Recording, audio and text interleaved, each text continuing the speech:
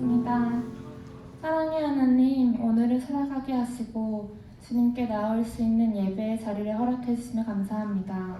코로나19로 인해 만남과 대화가 어려워지고 마스크와 손소독 등 불편함이 많아지지만 우리가 당연하게 누려왔던 소소한 것들에 감사하게 해주시면 또 감사합니다. 불편함이 계속되어 힘들지만 모든 것이 하나님의 선한 계획임을 신뢰하며 감사함으로 살아가게 해주세요.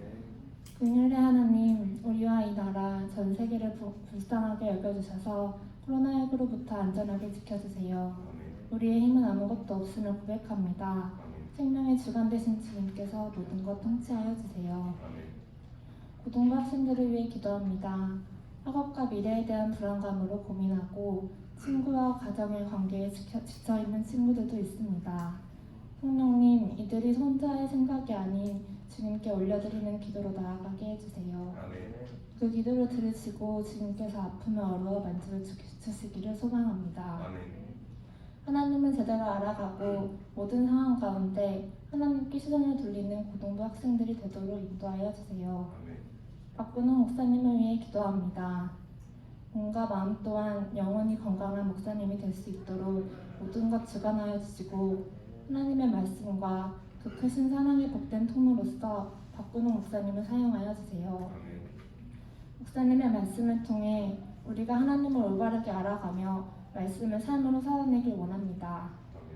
대언자이신 목사님을 축복하여 주시고 은혜에 은혜를 더하여 주세요. 고등부를 위해 기도합니다. 코로나19로 인해 만남과 소통이 어렵지만 함께 예수님이 걸었던 길을 동행하며 동역자로 나아갈 수 있도록 상황과 환경을 허락하여 주시길 원합니다. 하나님의 능력과 지혜를 부어주셔서 우리 공동체가 하나님이 중심이 되어 각자의 믿음이 성장하고 하나 되어 하나님께 예배드리는 우리 고등부가 될 수 있도록 주관하여 주세요. 하나님의 백성으로 살아가는 축복을 허락해 주시며 감사드리며 예수 그리스도의 이름으로 기도드립니다. 아멘.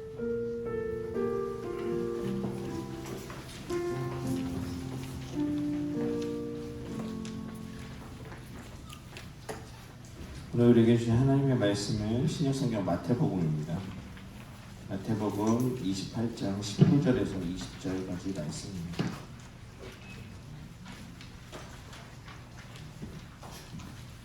마태복음 28장 19절에서 20절까지의 말씀을 같이 짧으니까 한 목소리로 같이 읽도록 하겠습니다. 읽을게요. 시작. 그러므로 너희는 가서 모든 민족을 제자로 삼아 아버지와 아들과 성령의 이름으로 세례를 주고 내가 너희에게 명령한 모든 것을 그들에게 가르쳐 지키게 하라. 보라, 내가 세상 끝날까지 너희와 항상 함께 있을 것이다. 아멘.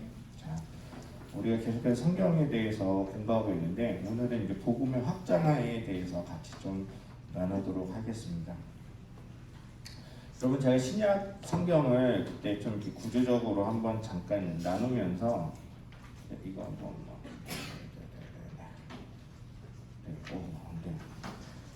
신약은 우리가 크게 사복음서하고 또 사도행전은 이제 역사서, 그리고 나머지는 이제 서신서, 맨 마지막에 이제 예언서, 그 묵시록으로 이제 요한계시록이 있다라고 되어 했는데, 사복음서는 여러분들 다 아시다시피 예수님에 대한 이야기예요. 왜 4개의 복음서를 드리느냐? 저자가 달라요. 마태라는 사람, 마가라는 사람, 누가라는 사람, 요한이라는 사람이 각자 자기의 관점대로 좀 다르게 썼어요.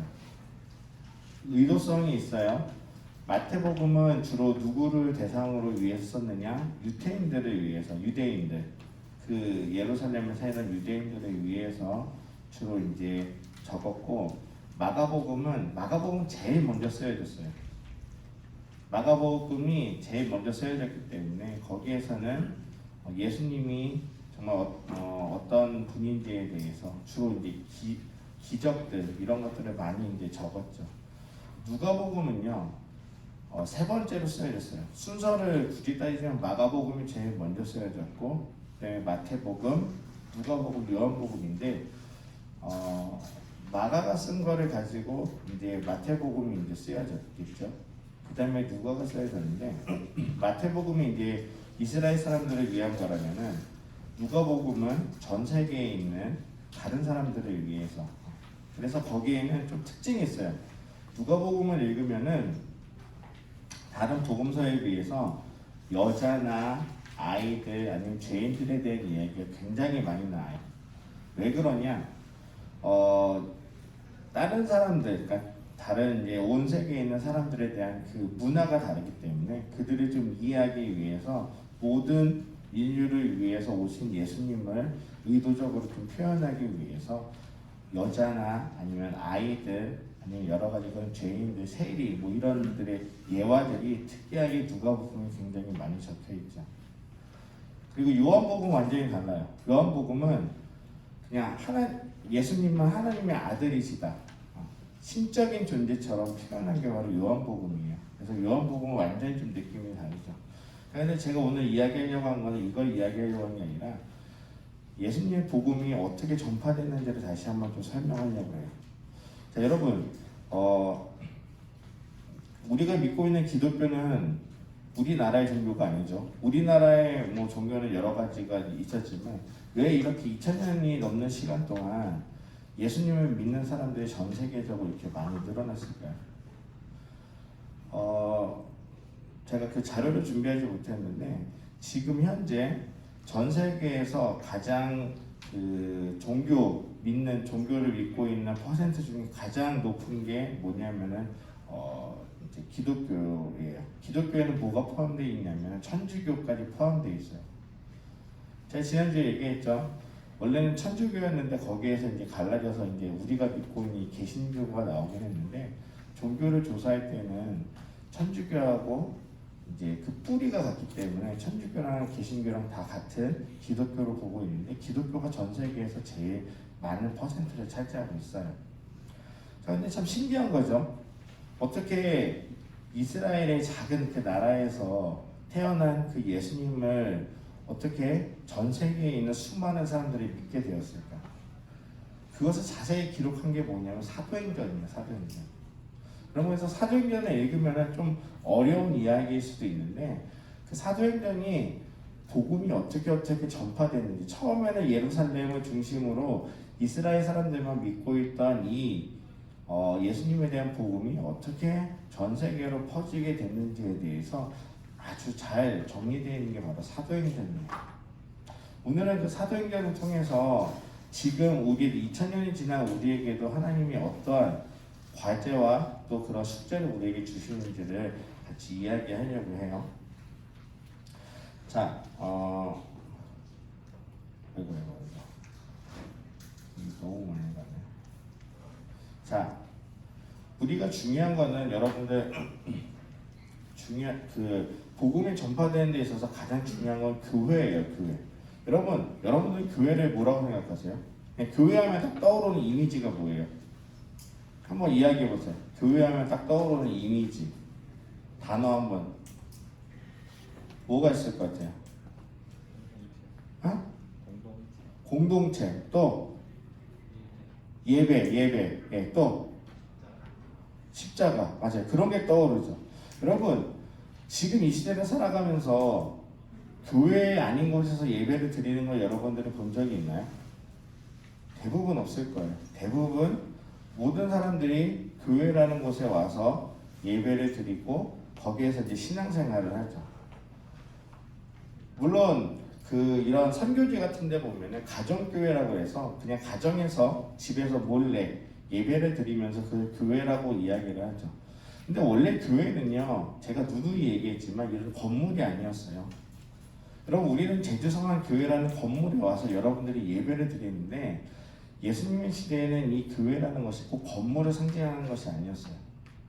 예수님의 그 복음을 믿고 예배하는 사람들이 모인 곳 자체가 교회였어요. 그래서 그 당시에는 뭐 간판이 있었던 것도 아니에요. 우리는 그냥 편의상 예루살렘 교회라고 이름을 하는데 그 당시에 그 예루살렘 교회라는 간판이 있었느냐? 그런 게 아니었어요. 그냥 제자들하고 함께 모여서 그 예수님의 복음을, 그 말씀을 나누고 같이 들었던 그게 바로 예루살렘 교회였어요.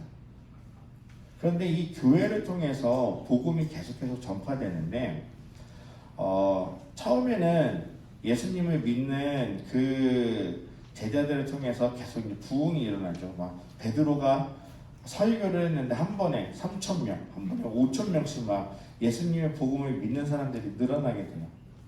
그러면서 교회가 점점점 성장을 하게 되는데 중요한 사건이 하나 생겨요. 그게 뭐냐면은 사도행전 7장에 나오는 건데 사도행전 7장에서 한 사람이 죽게 돼요. 죽임을 당해요. 돌에 맞아서 죽게 돼요. 초대교회에서 처음으로 이제 처음 생겼던 그 교회를 믿는 예수님이 떠나간 이후에 거기에서 이제 죽임을 당한 순교자가 나오는데 그 사람이 누구냐면 스데반이라는 사람이에요. 여러분 스데반 들어봤어요? 스데반은 예수님의 직접적인 제자는 아니었고요.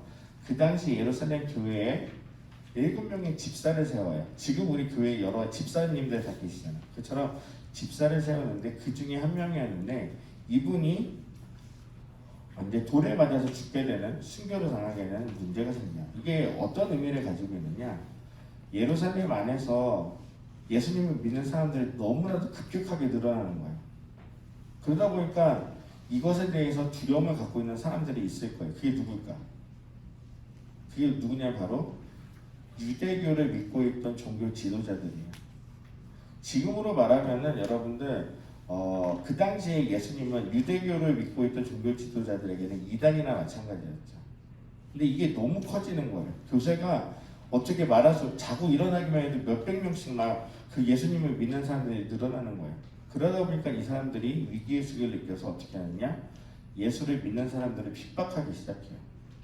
도저히 예루살렘에서는 예수님을 믿는 사람들이 없게 만들려고 아주 강력한 핍박을 해요. 그래서 대표적으로 죽은 사람이 누구냐? 그게 스데반이에요. 자, 지금 예루살렘에서 엄청난 핍박이 일어나고 있다 보니까 어떤 일이 생기느냐? 예루살렘에서 예수님을 믿고 있던 사람들이 엄청 많았었어요. 근데 이 사람들이 예루살렘에 살 수 있을까 없을까? 없어요. 거기에서 계속 살면 죽어요. 스데반처럼 죽을 수밖에 없어요. 그래서 어떻게 되냐? 그 사람들이 다 피난을 가게 돼요. 다 다른 도시로 가게 돼요. 그게 바로 그래서 가장 많이 예루살렘에서 가장 많은 사람들이 어디로 갔느냐? 그 북쪽으로 그냥 예루살렘에서 일자로 그냥 쭉 위로 올리면 안디옥이라는 도시가 있어요.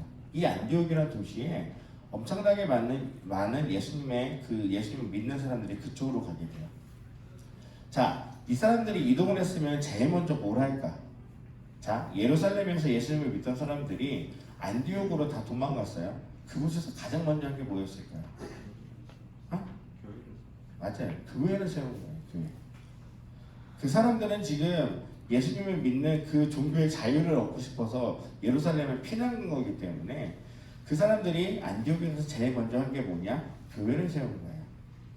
물론 안디옥에만 간 게 아니에요. 그 당시에 예루살렘을 제외하고 다른 지역에 정말 많은 곳으로 다 흩어지게 돼요. 그래서 이 흩어져서 예수님의 복음을 믿었던 사람들을 우리가 뭐라고 부르냐면 디아스포라라고 불러요. 그럼 혹시 그 얘기 들어봤나요? 디아스포라? 흩어져서 예수님을 믿던 사람들을 다 디아스포라라고 해요. 그래서 여러분 참 신기한 게 뭐냐면 이건 하나님의 계획이라는 거예요. 만약에 그런 핍박이 없었으면은 예수님의 복음에 이렇게 전 세계적으로 퍼질 수가 없었는데 거기에서 핍박을 피해서 도망갔던 사람들, 그 종교의 자유를 위해 도망갔던 사람들에 의해서 예루살렘을 벗어나서 다른 지역의 교회들이 자생적으로 막 생겨나기 시작했다라는 거예요. 자, 그런데 복음이요 여기에서만 그친 게 아니에요.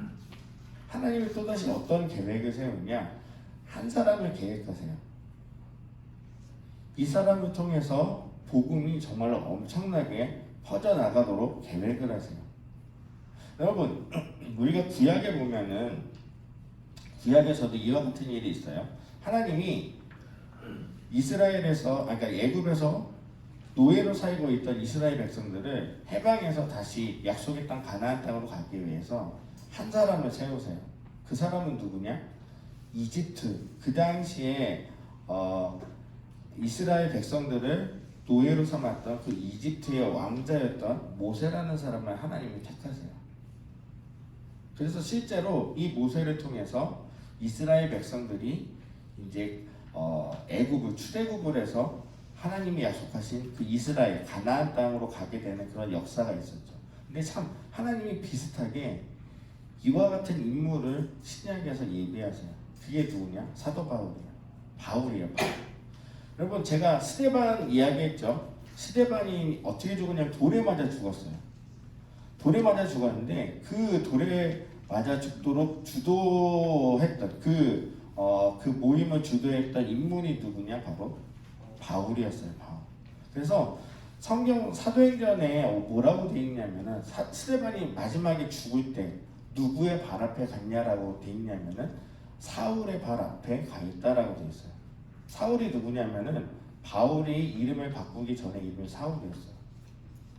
사울이 주도해서 그렇게 죽이고 또 사울이 그것으로 스데반을 죽인 것으로 부족해서 지금 다른 지역에 살고 있는 그 예수를 믿는 사람을 핍박하기 위해서 다메섹을 지나가다가 거기서 예수님을 만나게 돼요. 여러분 모세는요 하나님을 어디에서 만났는지 아세요 여러분? 떨기나무에서 만났어요. 그냥 자신이 양을 치고 있다가 불은 붙었는데 타지 않고 있는 떨기나무를 보면서 거기서 하나님을 만났는데 바울도 비슷해요. 바울도 지나가다가 하나님의 음성이 들려요. 왜 거기서 예수님의 음성을 듣죠? 사울아 사울아 너는 왜 나를 핍박하느냐 이 음성을 듣게 돼요. 근데 참 신기한 게 성경에서 뭐라고 되어 있냐면은 그 당시에 사울과 같이 가고 있던 많은 사람들이 있었는데 그 소리를 누구만 듣느냐? 사울만 들어요. 다른 사람은 듣지 못했다고 되어 있어요. 하나님이 어쨌든 이 사울을 통해서 복음을 전파되게 만들어요. 근데 제가 왜 자꾸 모세랑 이걸 비교하느냐? 모세가 한 민족을 이끌기 위해서 지도자로서 역량이 필요했잖아요. 그래서 하나님께서 어떻게 수업을 시키느냐? 이스라엘의 태생이었지만 이 모세가 이집트의 왕자로서 40년 동안 살면서 세상의 지혜로운 학문을 다 배우게 하세요. 우리가 생각했었을 때 모세는요 굉장한 엘리트예요. 왕자로 살았기 때문에. 그런데 하나님께서 이 사울을 그냥 어떤 인물을 택하셨냐? 엘리트였어요. 어떤 사람이었냐? 로마의 시민권이 있었고요. 그 다음에 이 사람이 배운 학파는 가말리엘 학파라고 해서 그 당시 예루살렘 안에서 지금으로 말하면은 뭐 서울대급 정도 되는 가장 그 머리 좋은 사람들이 가는 그런 곳이었어요. 그리고 바리새인이었고요. 그러니까 아주 그 당시에 그냥 그 당시의 조건으로 보면 지금으로 말하면 엄친아 정도 되는 아주 엘리트의 코스를 밟고 있는 사람이었는데 그 사람에게 유일한 단점은 무엇이었냐? 예수님을 믿는 사람들을 핍박하는 사람이었다는 거죠. 근데 하나님께서 그 사울의 마음을 변화시켜 주세요. 그렇게 돌을 들고 죽이기 위해 앞장섰던 이 사람을 한순간에 바꿔버리니까 어떻게 되느냐? 복음을 전하는데 가장 놀라운 능력을 펼치는 사람으로 바꾸셨다는 거예요. 바울이요 처음에는 자신도 이렇게 될 줄은 몰랐을 거예요. 그 복음을 전하는데 이런 엄청난 영향력을 끼칠 거라고는 믿지는 않았을 거예요. 근데 하나님께서 이 사람을 통해서 어떠한 일을 벌이느냐? 그 복음이 전 세계적으로 계속 확장되게 만드세요. 자, 바울이요 전도 여행을 했어요. 전도 여행을 했는데 처음에는 어느 지역을 하느냐면은 지금 안디옥을 기준으로 안디옥 주변에서만 복음을 전하는 게 1차 전도였어요. 여러분 한번 생각해 보세요. 처음에는 예루살렘에서 복음이 전해졌다가 이제 안디옥이 이제 좀 중심지가 되죠. 안디옥에서 바울을 통해서 이제 그 주변 지금으로 말하면 터키 지역인데 터키 지역의 복음을 전하는 곳으로 그쳐요. 근데 바울도 자신이 더 넓은 지역을 전도할 거라는 것을 생각 못했어요. 그래서 당연히 그 터키 지역 옛날로 따지면은 터키를 벗어나면은 지금은 터키가 유럽으로 되어 있지만 그 당시에는 그리스부터 유럽으로 생각했고요. 터키는 아시아로 생각했거든요. 그런데 그 그리스 쪽으로 가는 것 자체를 상상을 못했었어요. 1차는 어쨌든 사도 바울이 이 아시아 지금 터키 주변을 이렇게 전도하는 거로 그쳤는데, 자 2차 때 놀라운 일이 생겨요. 자 2차는 이게 뭐냐면은 안디옥에서 조금 더 범위가 넓어져요. 처음에 2차 전도 여행 때 사도 바울이 어떻게 생각했냐면 아시아 쪽을 계속 다시 돌려고 계획을 했어요. 그런데 하나님이 환상을 보여주세요. 어떤 환상을 보여주냐? 지금 그리스 땅에 마게도니아라는 지역이죠. 마게도니아 지역에 복음을 듣고 싶어하는 사람들이 많다라는 환상을 보여주세요. 그러면서 어떻게 하느냐? 사도 바울에게 너가 아시아에만 머물 것이 아니라 지금으로 말하는 그리스 지역으로 복음을 전파하도록 그렇게 하나님이 계시해 주세요. 여러분 이게 별거 아닌 것 같은데 이게 엄청난 일이 뭐냐면은 그 당시 제가 지난번에 이야기했죠. 그 당시에 유럽은 로마하고 그리스의 문화가 굉장히 유럽을 지배했던 시대였어요. 그러다 보니까 이 예수님에 대한 복음이 그리스 쪽으로 넘어간 게 별거 아닌 것 같은데 그것을 통해서 유럽 전체로 이것이 복음이 확산되어질 수 있는 계기가 됐다라는 거예요. 그 전까지는 심리적인 마지노선이 어디였냐? 아시아예요, 아시아. 아시아의 복음을 전파하는 것만으로도 굉장한 일이라고 생각했어요. 이 예수님의 복음이 전 세계에 전파될 거는 생각도 못했었어요. 그런데 그 마지노선에 그 자기가 생각하고 있던 사도 바울도 생각하고 있던 이 마음의 벽이 무너지는 게 뭐냐면 그 하나님이 보여주신 환상이었어요. 그러면서 이 복음이 점차 유럽 쪽으로 퍼져나가게 됐다라는 거죠. 여러분들도 그런 거 경험해 봤나요? 내가 만약에 어떤 일을 도전하려고 하는데 제일 힘든 게 뭐냐면은 첫 시작이 힘들어요. 만약에 시작을 어떻게든 시작하게 되면 그 다음에 내가 뭘 하는 거는 어렵지가 않은데 첫 시작이 항상 우리들 마음 잡기가 어려운데 사도 바울도 마찬가지였죠. 유럽에 복음을 전한다는 건 생각도 못하고 있었는데 하나님이 그 고정관념을 깨주시고 나니까 사도 바울이 2차 전도 여행 때 엄청난 일을 해요. 그 지금으로만 그리스 지역에 엄청 많은 교회를 세워요. 고린도, 에베소, 뭐 또 그 밖에 여러 가지 그 빌립보 교회들, 골로새 교회들 수많은 교회들을 2차 전도 여행 때 세우게 돼요. 여러분 근데 사도 바울이 교회를 세우면은 거기에 사람들이 모일 거 아니에요.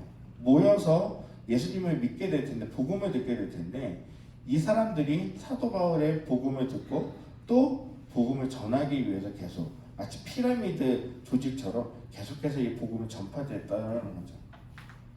그래서 바울이 2차 전도 여행을 통해서 복음이 더 전 세계적으로 퍼질 수 있구나라는 것을 이제 꿈꾸게 돼요. 그래서 사도 바울이 어떤 꿈을 꾸게 되느냐? 이제는 그리스 이쪽만 그리스 쪽만 전할 것이 아니라 그 당시 로마 그리고 땅 끝이라고 여겼던 지금으로만 스페인 지역인데 스페인 지역까지 자기가 복음을 전해야 되겠다라는 그런 다짐을 결심을 하게 돼요. 그래서 3차 여행도 계속해서 그 그리스 지역을 중심으로 하다가 나중에 어디로 되돌아오냐? 예루살렘으로 마지막에 되돌아와요. 계속 사도 바울은 안디옥에서 출발해서 안디옥으로 왔는데 마지막 3차 여행은 그 예루살렘으로 와요. 이유가 있었어요. 예루살렘으로 왔던 이유는 자기가 로마에 가기 위해서 로마에 가서 복음을 전하기 위해서 하는데 그냥 로마로 갈 수 있었는데 사도 바울은 어떤 방법을 택하느냐? 로마에 가기 위해서 자신이 체포가 되어서 그 로마로 끌려갈 것을 준비해서 그렇게 계획을 하게 돼요. 여러분 지금 바울이요 어떤 일을 하냐면 계속해서 이제 복음을 전하다 보니까 수많은 사람들이 이제 바울을 죽이려 하는 사람들이 많았었어요. 그래서 사도 바울이 로마에 가서 복음을 전하기 위해서 그냥 가면은 좀 자신의 위기 상황을 느낄 것 같았던 것 같아요. 그래서 체포가 되면은 이 바울이 가지고 있던 장점이 뭐였냐면은 로마의 시민권을 가지고 있었어요. 여러분 그 당시 로마의 시민권이라는 것은 굉장한 권세였어요. 그래서 아무나 로마의 시민권을 가지는 사람들이 법적으로 아무렇게나 그 사람을 이렇게 처형하거나 그럴 수가 없었어요. 그래서 이 사도 바울이 예루살렘에서 체포는 됐지만 그가 거기에서 처형당할 수가 없었던 이유는 뭐냐면은 로마의 시민권이 있었기 때문에 이 사람이 재판을 받으려면 결국 어디로 가야 되냐? 로마로 가야 돼요. 로마에 가서 재판을 받아야 돼요. 그래서 사도 바울이 그 방법을 통해서 자신이 비록 체포를 당해서 어려움을 당할 수 있긴 하겠지만 하나님의 복음을 전하는 새로운 방법으로 그렇게 택해서 가게 되죠. 결국에는 어떻게 되느냐? 사도 바울이요 로마에 가서 결국에는 순교하게 돼요. 그런 이제 야사라고 그러죠. 우리가 이제 성경에 기록되지 않은 그 기록에 의하면은 사도 바울은 결국에 네로 시대 때 이제 목이 잘려서 죽었다라는 그런 기록이 있어요. 그렇지만 사도 바울을 통해서 물론 사도 바울만 복음을 전하는 건 아니었겠죠. 하지만 이 복음이 점점 확산되어져 갔다라는 거예요. 여러분 지금도 우리가 신약에서 뭐 로마서, 뭐 고린도전서 우리가 신약의 많은 부분을 대부분 누구의 가르침을 통해서 배우느냐? 사도 바울이 그 당시 가르쳤던 그 내용을 가지고 우리가 계속 공부를 하고 있어요. 2000년이 지난 지금도 사도 바울의 가르침이 우리에게 하나의 중요한 기준이 되고 있죠. 여러분 하나님께서는요 이와 같이 놀라운 계획을 가지셨다는 거예요. 그래서 2000년이 지난 지금 이 한국 땅에서 또 이 제주도라는 곳에서 또 제주성황교회라는 이곳에서 여러분들과 함께 이렇게 예배를 드릴 수 있게 되었다는 거예요. 이거는요 그냥 우리의 의지대로 어떤 뭐 일로 벌어진 것이 아니라 이 모든 것이 하나님이 다 계획하신 계획이라는 걸 여러분들이 아셔야 돼요. 여러분들은 기적이라는 걸 경험해 보신 적이 있어요? 기적을 경험해 본 친구 있어요? 여러분 근데 제가 생각하기에 가장 큰 기적은 무엇이냐? 저도 그렇지만 여러분들이 예수님을 믿는다는 것 그 자체가 기적인 것 같아요. 왜냐하면은 솔직히 예수님은 우리가 어떻게 보면 믿을 수도 없는 사람이었죠. 2000년 전에 먼 이스라엘 땅에서 우리가 알지 못한 솔직히 몰라도 되는 분이에요. 그런데 그분은 우리가 믿고 있고 또 우리가 함께 모여서 예배를 드리고 또 구원에 대한 소망을 꿈꾸고 있는데 지금 이 한국 땅에서 그 복음을 들을 수 있다는 것 자체가 기적이라는 거죠. 근데 우리가 아셔야 될 게 이 복음이 전파되기까지의 수많은 순교자들의 피가 있었어요. 여러분 제주도에서도 정말 많은 분들이 복음을 전하다 핍박을 당하기도 했고요. 또 심지어는 죽임을 당하기도 했어요. 여러분 복음을 전한다는 것은 이와 같은 사명이 있어요. 지금 이 자리에 모여있는 여러분들은 그래도 편하게 신앙생활하고 있잖아요. 감사하게 생각해야 돼요. 목사인 저도 이때까지 그렇게 힘들게 신앙생활 해보진 않았었어요. 감사하게 생각해요. 자 그런데 하나님이 또 우리들에게 어떤 계획을 가실지 모르겠어요. 저는 올해 보면 우리가 그 어느 때보다 교회에 대한 핍박이 더 많이 생겼죠. 코로나 때문에. 교회에 다니는 사람들 때문에 이 코로나가 퍼졌다는 인식 때문에 참 교회를 다니는 것 자체가 우리들에게 뭐 그게 잘못은 아닌데 마치 우리가 죄인인 것처럼 우리가 지금 좀 살고 있죠. 여러분 그런데 이것도 저는 하나님의 계획하심이 있을 거라 생각해요. 우리가 이 제주 땅에서 아니면 이 한국 땅에서 복음을 전하는 데 있어가지고 우리들에게 지금 이런 시기가 어려운 시기일 수 있어요. 어떻게 보면 핍박받는 시기일 수 있어요. 그런데 하나님은요 항상 그 위기를 통해서 하나님의 복음이 더 퍼지게 만들어 주셨다는 걸 여러분 꼭 기억하시기 바래요. 만약에 스데반이 죽임을 당하는 그런 핍박이 없었다고 한다면은 이 예수님을 믿는 사람들은 계속 예루살렘에만 모여서 신앙생활을 했을 거예요.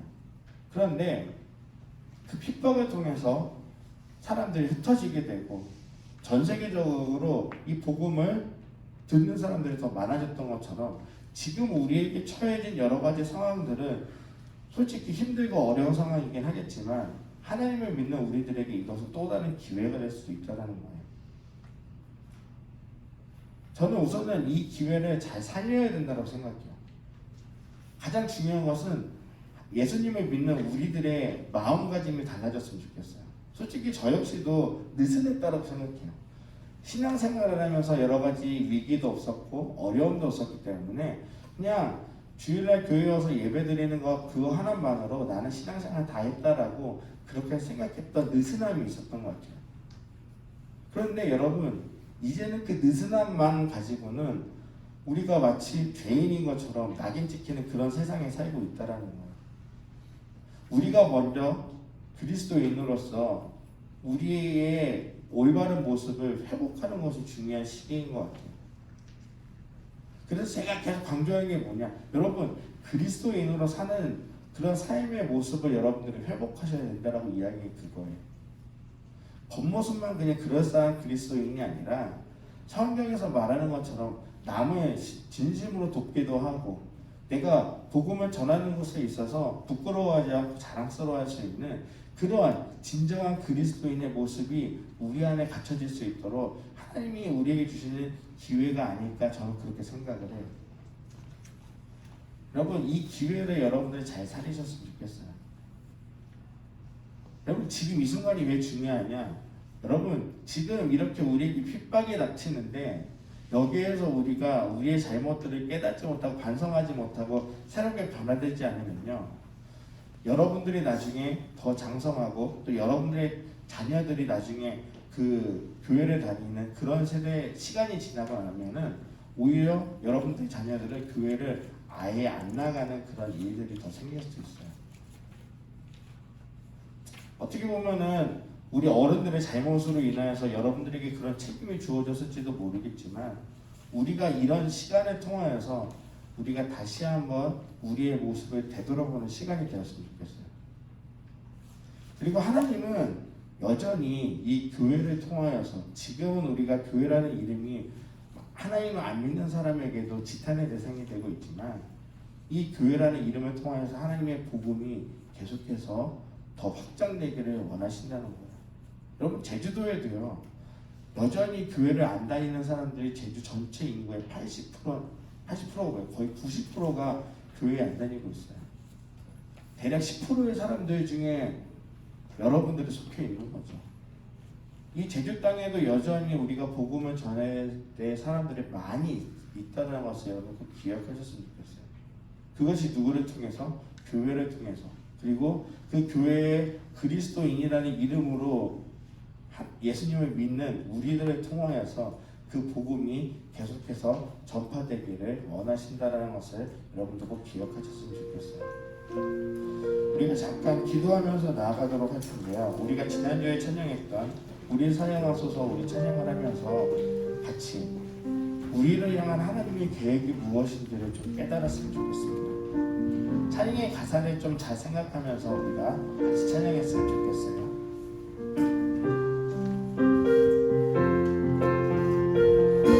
우리에게 소원이 하나 있네.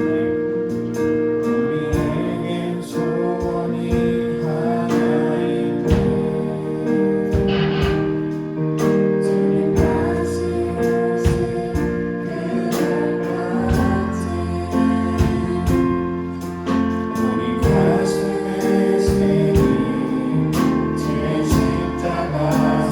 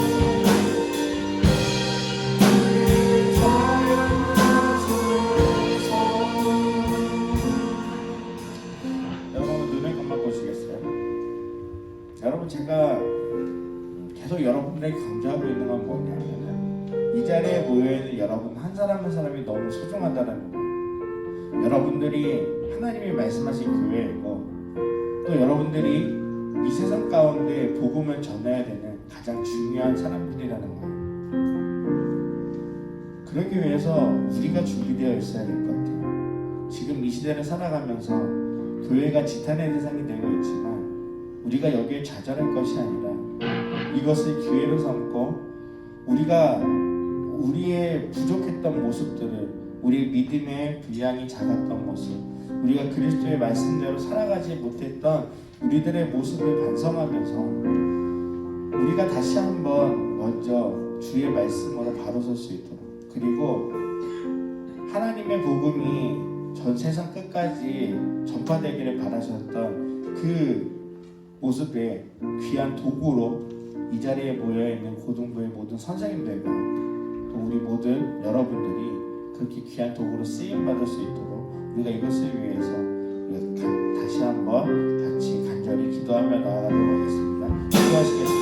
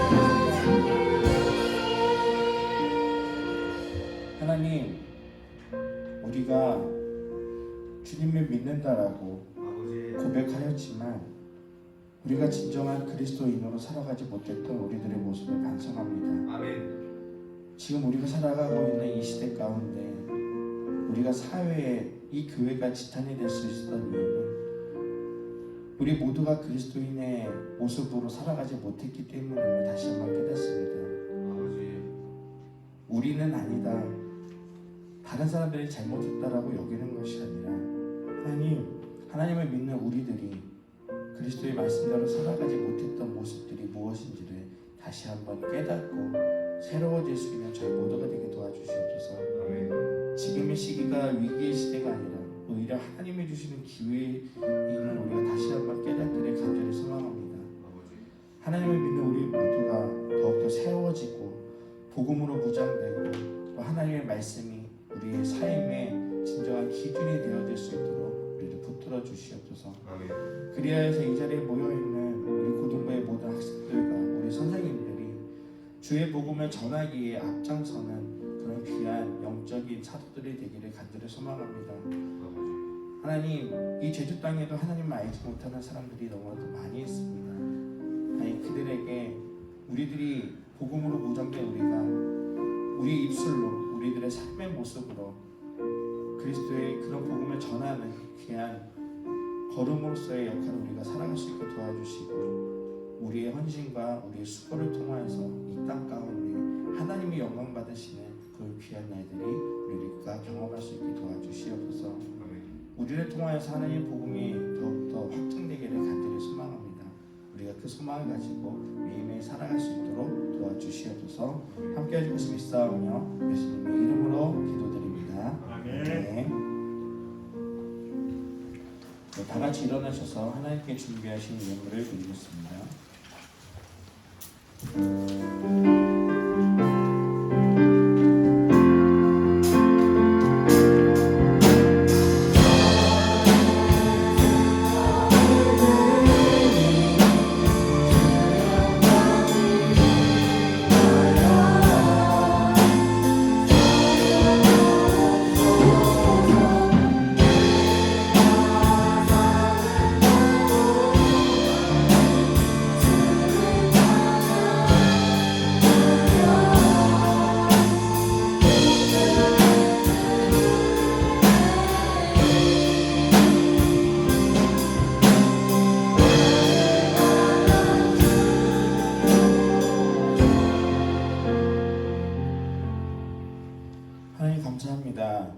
오늘도 하나님께 감사한 마음을 담아 우리의 정성과 우리의 마음을 또 우리 예물을 하나님께 올려드립니다. 하나님 예물을 기뻐 받아주시고 또 하나님의 귀한 사랑의 사역이 하나님의 복음이 널리 더 많은 곳에 확장되어질 수 있도록 주님 도와주시옵소서. 하나님 시험 은혜 가운데 잘 마치게 하시면 감사합니다. 하나님 그러나 여전히 우리 고3 수험생들은 더 큰 시험을 준비하고 있습니다. 우리가 고3들이 지금 이 어려운 코로나 시기에 공부하고 있는데 지치지 않도록 도와주시고 또 우리 고등부의 1학년이나 우리 모든 우리 동생들이 또 선배들을 위하여서 함께 중보하고 기도함으로 우리 고등부가 기도로 더욱더 하나 되며 이 어려운 시기를 우리 고3 학생들이 잘 이겨낼 수 있도록 주님께서 지혜 주시고 능력 더하여 주시옵소서. 우리 모든 순간순간마다 하나님이 함께 하실 것을 믿사오며 예수님의 이름으로 기도드립니다. 아멘. 우리 다 같이 파송의 찬양 함께 하도록 하겠습니다.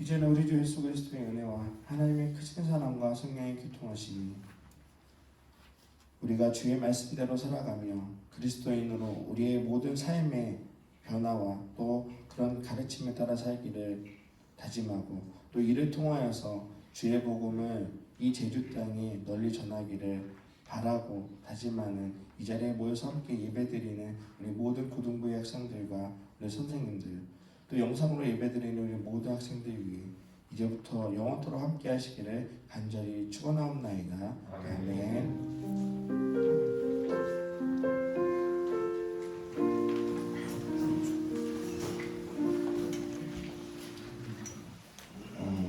우리 오늘 등반하는 친구가 있습니다. 여러분 그 코로나로 인해서 우리가 같이 무이즈를 맺혔었는데 무려 거의 한 9개월 만에 등반하는 친구가 나오네요. 이창빈 친구 잠깐 앞으로 나와주시겠어요? 이창빈 키도 커요. 어서 오세요. 네, 우리 좀 같이 축복하면서 나갔으면 좋겠습니다. 야곱의 축복 같이 찬양하면서 할게요.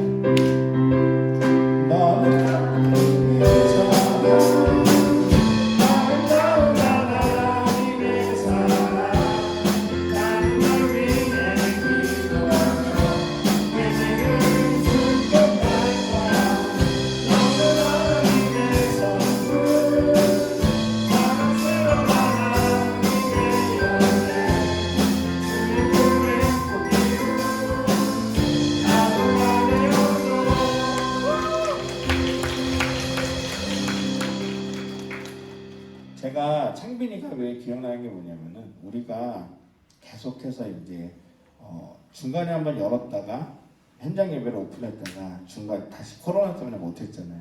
그때 창빈이가 계속해서 언제 여냐고 현장 예배 언제 여냐고 계속 선생님께 연락했던 그런 친구예요. 그래서 교회 오는 것을 너무나 사모했고 또 오랫동안 기다렸는데 이렇게 오랜 기다린 만큼 또 우리가 등반하게 되는데 더 큰 축복을 해주시면 좋겠습니다. 이 시간에 제가 좀 기도하도록 할게요. 하나님 감사합니다. 창빈이가 고등부에서 함께 예배하는 것을 또 즐거워하며 또 기대하며 기뻐했던 이 모든 시간들을 기다리며 오늘 드디어 등반을 하게 됩니다. 하나님 이곳에서 또 기대했던 그런 여러 가지 좋았던 기억들이 앞으로 등반하는 1학년 5반에서 또 새로운 선생님과 또 새로운 친구들과 함께 계속해서 이어갈 수 있도록 주님 도와주시옵소서. 함께 해주셔서 믿사오며 예수님의 이름으로 기도드립니다. 네. 우리 들어갈 텐데 다시 한번 정말 큰 박수.